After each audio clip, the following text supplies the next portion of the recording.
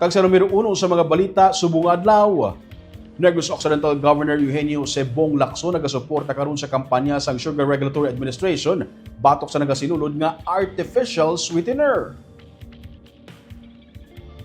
Mga sugar leaders ang nagsapol kay Governor Eugenio C. Lacson kag Vice Governor Jose Benito Alonso sang Martes sa tuyo nga maghingyo sang suporta sang gobyerno probinsyal para sa kampanya nga mapahagan-hagan ang pagsulod sang artificial sweeteners. Ginsiling ni Sugar Regulatory Administrator Pablo Luis Azcona nga ang target nila ang pagdamo sang sucralose nga labing nagaapekto sa domestic sugar consumption sang mga large-scale manufacturers. Ginupdan si Azcona ni Sugar Board Member David Sanson kag Unified President Manuel Lamata sa mga meeting sa Kapitolyo. Iya ginsilinga ang artificial sweeteners nagasulod sa pungsod ginabulubanta equivalent sa 750,000 metric tons sang domestic sugar ang nagabalor sang 37.5 billion per crop year.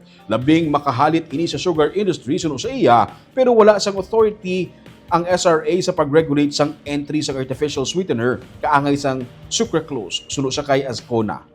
May pila ka mga beverage firms suno sa iya nga nagagamit sini. Suno kay Governor Lacson, siya ang magapagwa sang statement angot diri sini nga semana. Within this week, I'll come up with a statement. I think we have to make the public know that such is being used by some of our cola manufacturers. Economically, and the biggest concern is health.